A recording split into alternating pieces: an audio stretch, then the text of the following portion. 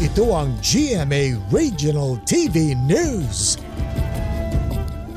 Nasunugan na, ninakawan pa. Yan ang sinapit ng ilang nagtitinda sa isang palengke sa Bacolod City.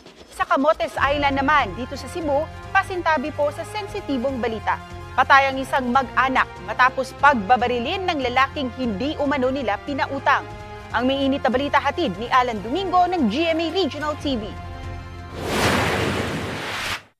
Karumal-dumal ang sinapit ng isang mag-anak sa Camotes Island sa Cebu matapos silang pagbabarilin ng isang lalaki. Ang ugat ng krimen, utang. Patay ang padre de pamilya, kaniyang misis at kanilang 14 anyos na anak na babae. Nakaligtas naman ang isa pa nilang anak.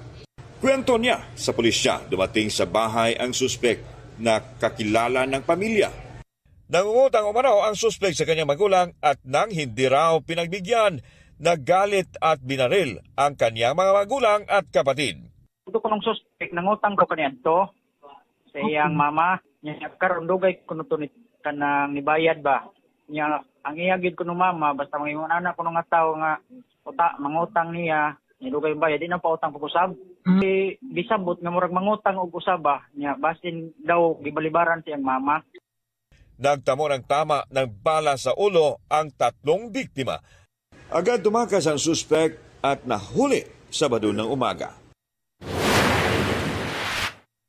Nasunog ang bahagi ng Bacolod Central Market sa Bacolod City pasado alas 2 ng madaling araw nitong Biyernes. Ang bantay ng pamilihan hindi umano, agad nakatawag ng bumbero. May 2 kalupok. Then pagkadto niya, dito niya nakita nga dako ng kalayo. So, ang yaradyo, accordingly, nahulog ko no. So, hindi siya kahaboy through radio. So, gindagan niya ang upod nila nga poso man sa plaza. Kabilang sa manasunog, ang nasa 18 tindahan habang 19 naman ang partially damaged. Aabot sa mahigit 4 na milyong peso ang inisyal na halaga ng pinsala. Ang ilang may-ari ng stores nagreklamong na biktima pa sila ng mga magnanakaw. Pansamantalang ipinasara ang palengke. Maghahanap naman ang LGU ng pansamantalang pwesto para sa mga nasunugan. Makalipas ang 1 oras, idiniklara ang fire out. Pinasok ng NBI Region 11 ang mahigit sa 2 hektaryang warehouse sa barangay Manay, Panabo, Davao del Norte. Ang warehouse ginawa raw umanong Pugo Hub.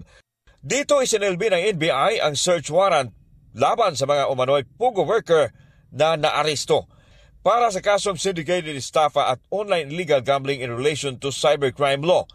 Tumambad sa mga otoridad ang 50 computer na minarkahan o isinilalim sa tagging. After we have tagged all these computer gadgets, we will now be applying for a cyber warrant, allowing the NBI digital forensic to examine the content of these computers to establish that indeed these Chinese nationals are really engaged in POGO activities.